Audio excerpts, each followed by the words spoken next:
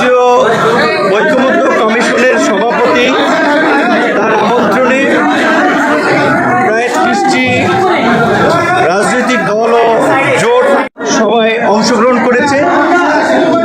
সেখানে মোটা দাগে সব রাজনৈতিক দলই কিন্তু নির্বাচনের একটা সুনির্দিষ্ট রোডম্যাপ চেয়েছে। আমরা আমাদের দলের পক্ষ থেকে আমরা পরিষ্কারভাবেই বলেছি যে সংস্কার নিয়ে আগামীকালকে আরেকটি মিটিং রয়েছে 11টা এখানে। কার্যত আমরা মনে করি যে সংস্কারের বিষয়ে ইতিমধ্যেই একটা ঐক্যমত্য তৈরি হয়েছে, আর মিটিংয়ের প্রয়োজন হচ্ছে না। এখন বাস্তবায়ন করার আসলে পালা।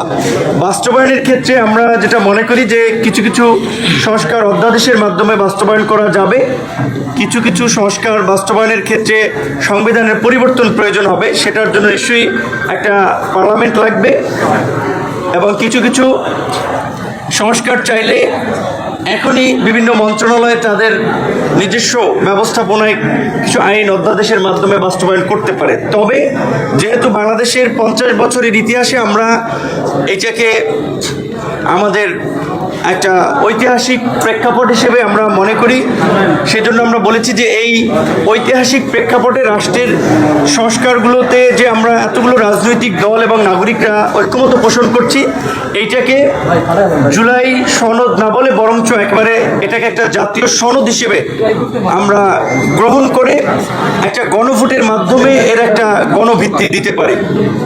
দ্বিতীয়ত, আপনারা জানেন যে গত কয়েকদিন আগেও থাইল্যান্ডে বেশ কয়েকজন আহত শিক্ষার্থীকে চিকিৎসার জন্য পাঠানো হয়েছে। তাদের যতটুকু আমরা দেখেছি অনেকেরই শারীরিকভাবে পঙ্গুত্বের একেবারে শেষ প্রান্তে চলে গিয়েছে। তাদের চিকিৎসা এখনও বিদেশ পাঠাতে সময় লাগছে, এখনও অনেকে যেতে পারে নাই, 9 মাস লাগছে। তো এর মধ্যে দিয়ে আমরা প্রধান উপদেষ্টার সামনে জাতীয় ঐক্যমত্য কমিশনের সদস্যদের আইন উপদেষ্টা ছিলেন, আমরা পরিষ্কারভাবে বলেছি যারা জুলাইয়ের আহতদের চিকিৎসার ব্যবস্থাপনা এবং তাদের সহায়তায় ব্যর্থতার পরিচয় দিয়েছে যারা দায়িত্বে ছিলেন। সুতরাং এইটা সেনাবাহিনীর কাছে দিলে ম্যানেজমেন্টটা ভালো হবে। সরকারের প্রতি শুরুর দিকে যে একটা অভূতপূর্ব সমর্থন ছিল, সব রাজনৈতিক দলের একটা সহযোগিতা করার মনোভাব ছিল। সরকারের বেশ কিছু উপদেষ্টার বেশ কিছু কর্মকাণ্ড, রাজনৈতিক মন্তব্য সরকারের সাথে রাজনৈতিক দলগুলোর একটা দূরত্ব তৈরি করেছে, একটা সন্দেহ সংশয়ের সৃষ্টি করেছে। আমরা সেই সমস্ত উপদেষ্টাদেরকে অপসারণ করে উপদেষ্টা পরিষদ পুনর্গঠনের আমরা দাবি জানিয়েছি। একই সাথে আমরা এটাও বলেছি অতীতের ঘটনা টেনে যে আপনারা জানেন যে 2023 সালের 28 অক্টোবর বিরোধী দলের আন্দোলন সংগ্রামের পর 24 সালে যে নির্বাচন হয়েছিল, সেই নির্বাচন সম্পন্ন করার জন্য তৎকালীন ফ্যাসিস্ট সরকার এবং তার দোসররা প্রায় 32,000 বিরোধী দলের নেতাকর্মীকে গ্রেপ্তার করেছে। কিন্তু গত 9 মাসেও এই ফ্যাসিবাদের সাথে জড়িত এবং তার সহযোগী 3200 জনকেও গ্রেপ্তার করা হয় নাই।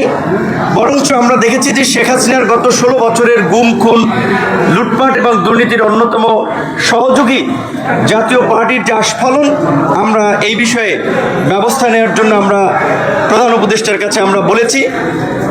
একই সাথে যেহেতু নির্বাচন নিয়ে রাজনৈতিক দলগুলো বলছে দ্রুত সময়, প্রধান উপদেষ্টা বলছে ডিসেম্বর থেকে জানুয়ারি, আমরা বলেছি যে ডিসেম্বরে হলে ভালো, ডিসেম্বরের আগে কেন নয়, ডিসেম্বরের আগেও ইলেকশন হতে পারে। সামগ্রিকভাবে আমরা সহ সব দলই নির্বাচনের একটা সুনির্দিষ্ট দিন, তারিখ কিংবা মাস, এই সময়টা প্রধান উপদেষ্টার কাছে আমরা জানতে চেয়েছি। তিনি নির্বাচনের বিষয়ে ওইভাবে আসলে এই বক্তব্য মোটা দাগে সব রাজনৈতিক দলই বলেছে, এবং জাপানে যে নিকি এশিয়া ফোরামে যে একটা বক্তব্য এসেছিল শুধুমাত্র একটি দল নির্বাচনের ডিসেম্বরে চেয়েছে, এই বক্তব্যটি যে সঠিক নয় সেটা ওখানে বলেছে অনেক দলই। তো নির্বাচন পত্রপত্রিকা 54টি দল, এবং আজকেরও আই থিঙ্ক